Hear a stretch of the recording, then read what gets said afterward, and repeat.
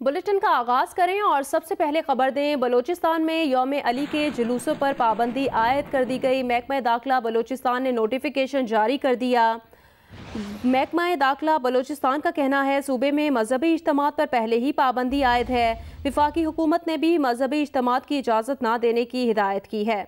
इससे पहले कोरोना की वबा को फैलने से रोकने के इकदाम के तौर पर पंजाब और खैबर पख्तूनख्वा ने भी यौम अली के जुलूसों पर पाबंदी लगा दी थी।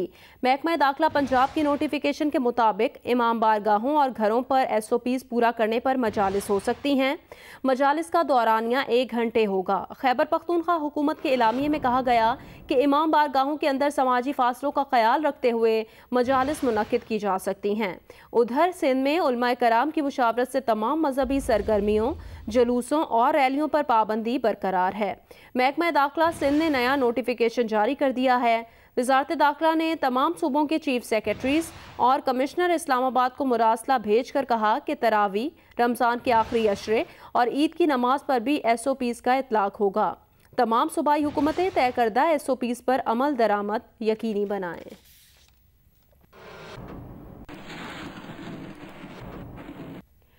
वज़ीर आज़म आज़ाद कश्मीर राजा फारूक हैदर से उलमाए कराम ने मुलाकात की। अलामिये के मुताबिक आज़ाद कश्मीर में यौम अली पर कोई जुलूस नहीं निकाला जाएगा। आज़ाद कश्मीर में ख़त्मुल कुरान के बजाय सिर्फ दुआ की इजाज़त होगी। इत्तिकाफ में भी लोग कम बैठेंगे। नमाज ईद मरकज़ी और जामे मसाजिद में अदा करने की इजाज़त होगी।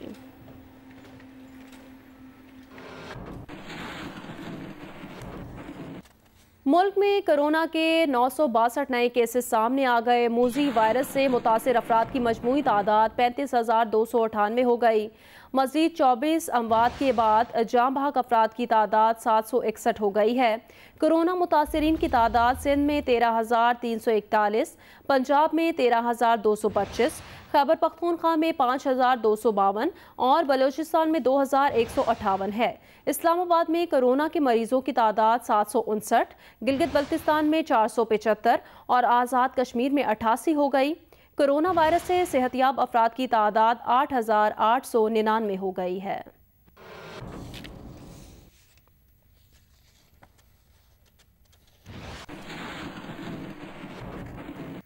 कोरोना वायरस बोलने से भी फैल सकता है। अमेरिका में नई तहकीक में ये इंकशाफ हुआ है। माहिरीन ने मुशाहिदा किया कि बोलने के दौरान मुंह से निकलने वाली नन्हे ज़रात 12 मिनट तक फ़ज़ा में मुअल्लिक रह सकते हैं और किसी दूसरे को वायरस मुंतकिल हो सकता है। ये तहकीक अमेरिका के national institute of diabetes and digestive and kidney disease में की गई।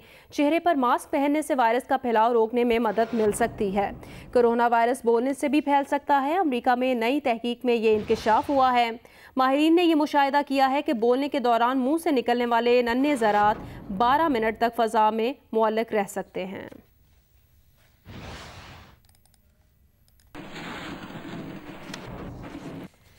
कराची की मार्केट्स में हिफाजती इकदाम पर अमल न करने पर इंतजामिया एक्शन में आ गई। कराची की बड़ी markets Zainab market, Victoria market और गुल प्लाजा पुलिस ने सील कर दिया। यूनिवर्सिटी रोड की दुकानें भी बंद करा दी गईं। सिंध में कोरोना के ज़वाबित की खिलाफ वर्जी पर अब 10 लाख रुपए जुर्माना होगा। लाहौर में शॉपिंग के शौकीन अफराद बच्चों को साथ लेकर मार्केट्स में पहुंच गए। अनारकली मार्केट और मॉल रोड पर पुलिस की हिदायत बेकार गईं। इस्लामाबाद, पेशावर, कोयटा समेत कई दीगर शहरों के बाजारों में भी शहरियों का हुजूम देखा गया।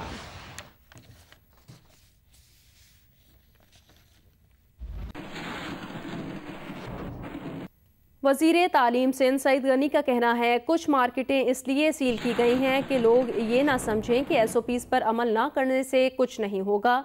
21 रमज़ान से बाजार बंद करने का कोई इरादा नहीं। अवाम एहतियात करेंगे तो मज़ीद कारोबार खुलेंगे।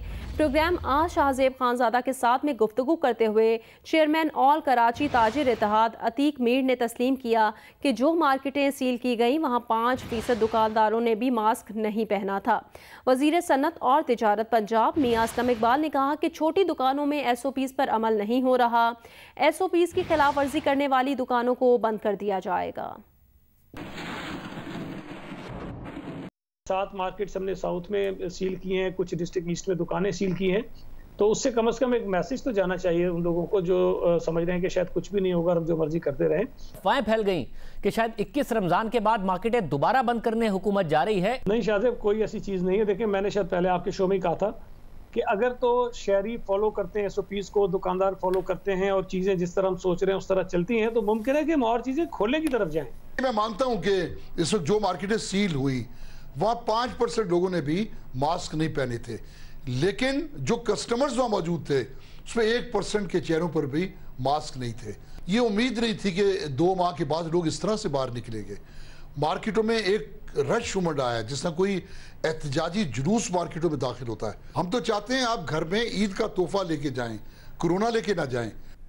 जब मैं अनारकली बाजार के अंदर विजिट किया तो देखने में ये आया कि जो छोटी दुकानें हैं वहाँ पर एसओपीज को फॉलो नहीं किया जा रहा। जो ताजर बरादरी जो साथ विजिट कर रही थी उनको वार्निंग दी है कि आप इन मामलात को देखें। जैसे मैं बाकी बाजार भी जो लाहौर के हैं उनमें और इस तरह पंजाब की जो बड़ी दूसरी मार्केट है, इंशाल्लाह मेरी कोशिश होगी कि उन शहरों में जाके तो उन मामलात को भी देखा जाए ताकि एसओपीज जो है उनको पूरी तरह इम्प्लीमेंट करवाया जाए। वज़ीर तालीम सिंध सईद गनी कहते हैं इम्तिहानी बोर्ड के मौजूद कवानीन के तहत तलबा को बगैर इम्तिहान प्रमोट नहीं कर सकते। इसके लिए बोर्ड कवानीन में तरामीम करना होगी। प्रोग्राम आज शाहजेब खानज़ादा के साथ में गुफ्तगू करते हुए उन्होंने कहा तलबा की परसेंटेज में तब्दीली की जाएगी ताकि उन्हें अगली क्लास में दाखिला लेने में परेशानी ना हो। पहली दफ़ा ये बता रहा हूँ आपको कि हम प्रोमोट कर लेंगे, लेकिन हमें कानून को जो फॉलो करना पड़ेगा। जो मौजूदा कानून है उसमें रहते हुए हम ये काम नहीं कर सकते हैं। फेडरल गवर्नमेंट शायद उनके लिए कानून की कोई अहमियत ना हो, लेकिन हम कानून को वायलेट नहीं करेंगे। तो आसानी से बात है वो ये है कि बच्चों को प्रोमोट हम करेंगे। और ये भी सिर्फ प्रमोशन नहीं होगा, उनकी जो परसेंटेज है जो जिस जमात में वो थे, लेट से अगर कोई नवी जमात में था उसको 10वीं में जाना है तो 9th की जो परसेंटेज है उसको भी हम थोड़ा सा चेंज करेंगे ताकि उसको आगे एडमिशन्स में प्रॉब्लम्स ना हो। बहावलपुर में भी ऐसा लगता है जैसे कल ईद है। पूरा शहर ईद की खरीदारी के लिए निकल पड़ा। मजीद बताएंगे जियो न्यूज़ के नुमाइंदे अमीन अब्बासी।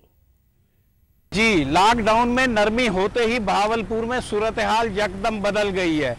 यूं महसूस होता है कि कल ईद है और हर शख्स शॉपिंग पे निकला हुआ है। खवातीन खसूसन बड़ी तादाद में बाजारों का रुख कर रही हैं। लॉकडाउन में एसओपीज बनाई गई हैं, उस पर कहीं भी अमल दरामद होता हुआ दिखाई नहीं देता। कुछ लोगों ने मास्क पहने हुए हैं और कहीं पर शायद ही कोई सैनिटाइजर का इस्तेमाल कर रहा है। लॉकडाउन में नरमी के बाद जो लोगों का रश बढ़ा है, सोशल डिस्टेंसिंग का ख्याल नहीं रखा जा रहा है। इसके बाद जो है बहावलपुर शहर में कोरोना के मरीजों की तादाद में भी इजाफा होता जा रहा है और अब सिविल अस्पताल में जो भी मुस्बत केस आ रहे हैं वो ज्यादातर बहावलपुर शहर और जिला से ही ताल्लुक रखते हैं। हैदराबाद के बाजार भी खरीदारों से भर गए। कोरोना से बचाव की तदाबीर पर कोई अमल करता दिखाई नहीं देता। रिपोर्ट करेंगे हामिद शेख। कोरोना वायरस के फैलाव को रोकने के लिए लॉकडाउन ने जहां कारोबारी जिंदगी को मुतासिर किया है, वहीं खवातीन की तैयारियों को भी खासा मुतासिर किया है। 2 माह बाद बाजार खुले तो खवातीन रश देखने में आया। खवातीन बगैर किसी खौफ एहतियात के शॉपिंग करती रही। कोरोना वायरस इनके नजदीक बेमानी नजर आता है। ईद तो ईद है, किसी भी तरह से वो मनाएंगे तो जरूरी कि ईद के लिए बस बच्चों की शॉपिंग करें। कोरोना घर में भी लग सकता है और मार्केट में भी। ईद की 2 महीने से बाजार बनता, बच्चों की खरीदारी करने आए। हैदराबाद में दुकानें और बाजार तो खुल गए, लेकिन दुकानदारों की बड़ी तादाद ऐसी भी है जो एसओपी पर अमल करते दिखाई नहीं देते। ऐसे दुकानदार भी नजर आए जो बगैर मास्क पहने ग्राहकों को वापस करते रहे। तो गवर्नमेंट ने रिलैक्सेशन दी है 6 बजे से 5 बजे तक। हमने उसके एसओपी पे जो है वो काम स्टार्ट किया है। अगर आप इसको नॉर्मली जो चल रहा है चलने दो, अगर कोरोना है तो फिर 8 से लेकर 5 बजे तक भी होगा। दुकानदारों का दावा है कि बाजारों में रश की सबसे बड़ी वजह हुकूमत की जानिब से लॉकडाउन में की जाने वाली नरमी के औकात हैं, क्योंकि शहरी शॉपिंग के लिए सुबह के बजाय शाम में शॉपिंग को तरजीह देते हैं। कैमरामैन अफजल खान और काजी शकील के साथ हामिद शेख, जियो न्यूज़, हैदराबाद। पंजाब ने 15 शुगर मिल्स को 3 अरब रुपए सब्सिडी लेने की जिम्मेदारी वफाकी हुकूमत पर डाल दी। चीनी तहकीकाती कमीशन के रूबरू बयान में वज़ीर आला पंजाब उस्मान बुज़दार ने कहा कि सब्सिडी देने का फैसला उन्होंने और उनकी काबीना ने विफाक से मशवरे के बाद किया। उस्मान बुज़दार ने कमीशन के सामने एतराफ़ किया कि उनकी हुकूमत ने सब्सिडी देने से पहले शुगर मिल्स मालिकान के इस दावे की तहकीकात नहीं कराई गई कि आया 2 लाख मेट्रिक टन इजाफा मौजूद भी था या नहीं। उनसे ये सवालात पूछे गए थे, बैकग्राउंड हमें बताइए कि आपको 3 अरब रुपए की सब्सिडी शुगर मिल मालिकान को क्यों देनी पड़ी थी। उन्होंने बताया कि सितंबर 2018 में उन पर शुगर मिल मालिकान की तरफ से बहुत ज़्यादा दबाव था कि 2 मिलियन मेट्रिक टन जो चीनी है वो सरप्लस में है, लिहाजा उनको सब्सिडी दी जाए और चीनी की बरामद के लिए उनको इजाज़त दे दी जाए। 4 वज़रा की सिफारिशात की रोशनी में वफाक को ख़त लिखा। उसके बाद इकनॉमिक कोऑर्डिनेशन कमेटी की एक इम्पॉर्टेंट मीटिंग की गई थी। असद उमर उस वक्त फाइनेंस मिनिस्टर थे। वफाकी हुकूमत के साथ मुकम्मल तौर पर मशावरत के साथ उसकी हुकूमत ने 15 शुगर मिलों को 3 अरब रुपए की सब्सिडी देने का फैसला किया गया था। ये बात उन्होंने वाज़े तौर पर रखी है कमीशन के सामने। तहकीकात नहीं की गई थी क्या वाकई सरप्लस शुगर मौजूद थी या नहीं। उन्होंने ये तमाम तर वजारत सनत, इसके अलावा वफाकी हुकूमत पर तमाम तर चीज़ें छोड़ दी हैं कि उन्होंने ये फैसले किए थे। वज़ीर आला सिंध ने चीनी कमीशन के सामने पेश होने से इनकार कर दिया। वज़ीर आला सिंध के मुशीर मुर्तज़ा वहाब ने कहा, हुकूमत सिंध ने गुज़श्ता साल चीनी पर सब्सिडी दी ही नहीं तो वज़ीर आला सिंध को शुगर कमीशन ने TORs की खिलाफ वर्जी करते हुए क्यों बुलाया। प्रोग्राम आज शाहज़ेब खानज़ादा के साथ में गुफ्तगू में कहा, वज़ीर आला सिंध का शुगर सब्सिडी से कोई लेना देना नहीं, ये किसी को बचाने की साजिश है। जंग और जियो ग्रुप के editor in chief Mir Shakilur Rahman की गिरफ्तारी के खिलाफ मुल्क भर में एहतजाज जारी है।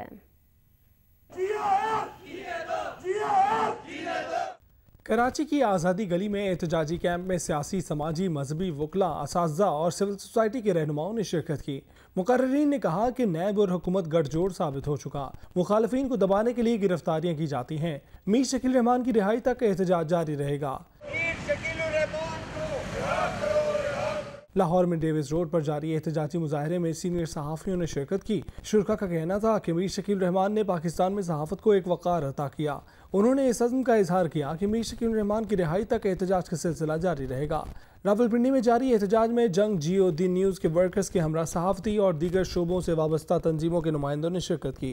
पेशावर में जारी एहतजाजी मुजाहरे में सहाफ़ियों के साथ deputy general secretary JUIFA Khyber Pakhtunkhwa मौलाना अमानुल्लाह हक्कानी ने भी शिरकत की। मीर शकील रहमान की गिरफ्तारी की मजम्मत करते हुए कहा कि मीर शकील रहमान को सच कहने की सजा दी जा रही है। कोयटा में जंग बिल्डिंग के बाहर एहतजाजी मुजाहरे में शरीक जंग और जियो के कारकुनों और दीगर सहाफ़ियों ने मीर शकील रहमान की फौरी रिहाई का मुतालबा किया। मुल्तान में जंग ऑफिस के बाहर एहतजाजी मुजाहरे में सहाफ़ियों के साथ वकला बिरादरी और अंजुमन ताजरान के नुमाइंदों ने शिरकत की। मुकर्रिरीन ने कहा कि 34 साल पुराने मुकदमे की कानूनी तौर पर कोई अहमियत नहीं है। मीर शकील रहमान को न झुकने की सजा दी जा रही है। बहावलपुर प्रेस क्लब में जारी एहतजाज में बहावलपुर यूनियन ऑफ जर्नलिस्ट के मेंबरान, जंग, जियो और दी न्यूज़ वर्कर्स एक्शन कमेटी के मेंबरान ने शिरकत की और मीर शकील रहमान की रिहाई का मुतालबा किया। नवाबशाह में किए गए एहतजाज में सहाफ़ियों और सिविल सोसाइटी के नुमाइंदों ने मीर शकील रहमान की गिरफ्तारी को सहाफ़त पर कदगन लगाने के मुतरादिफ करार दिया। साबिक चेयरमैन सेनेट मियां रज़ा रबानी ने कहा कि 10वें NFC अवार्ड के नोटिफिकेशन में नकाइस हैं। सदर मजाज नहीं कि वो वफाकी वज़ीर ख़जाना की अदम मौजूदगी में वज़ीर आज़म के मुशीर ख़जाना को NFC इजलास की सदारत का इख्तियार दें। रज़ा रबानी ने एक बयान में कहा कि नोटिफिकेशन में वज़ीर आज़म की मुशीर बराए ख़जाना को 10वीं कौमी फाइनेंस कमीशन का रुकन बना दिया गया है। आइन के आर्टिकल 160 के मुताबिक सदर NFC कमीशन तश्कील देगा। कमीशन में विफाकी वज़ीर ख़जाना, सूबाई वज़राए ख़जाना और गवर्नर के साथ मुशावरत से दीगर अफराद शामिल किए जाएंगे। जाहिर होता है कि सिंध, खैबर पख्तूनख्वा, पंजाब और बलूचिस्तान से मुंतखब अरकान का तकर्रुर सदर ने गवर्नर से मुशावरत के साथ किया। आइन में कोई गुंजाइश नहीं कि NFC में किसी और शख्स को बतौर रुकन शामिल किया जाए। सदर मजाज नहीं कि वो किसी ऐसे शख्स को कमीशन की सदारत का इख्तियार दे जो कमीशन का रुकन नहीं।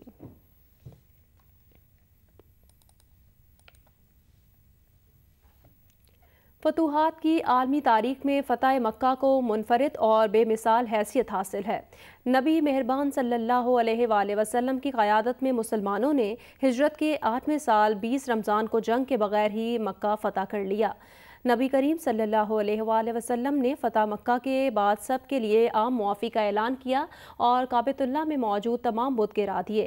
इस मौके पर आप सल्लल्लाहु अलैहि वसल्लम ने फरमाया कि हक आ गया और बातिल मिट गया। बिलाशुबा बातिल मिटने ही की लायक था।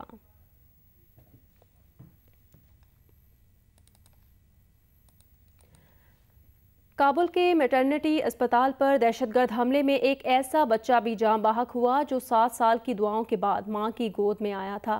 27 साला ज़ैनब ने बताया कि उसने अपने बच्चे के लिए 7 साल दुआएं की। मंगल की सुबह वो पैदा हुआ तो उसका नाम उम्मीद रखा। बच्चे की पैदाइश के बाद वो अपने आबाई इलाके बामियान में जाने की तैयारी कर रहे थे कि 3 अफराद पुलिस एहलकारों के भेस में मैटरनिटी वार्ड में दाखिल हुए और अंधाधुंध फायरिंग शुरू कर दी। फायरिंग से बच्चा जान बहक हो गया, जिसे दुनिया में आए सिर्फ 4 घंटे हुए थे। काबुल में जिस मैटरनिटी अस्पताल पर हमला किया गया उसे डॉक्टर्स की रिफाही तंजीम डॉक्टर्स विदाउट बॉर्डर्स चलाती है।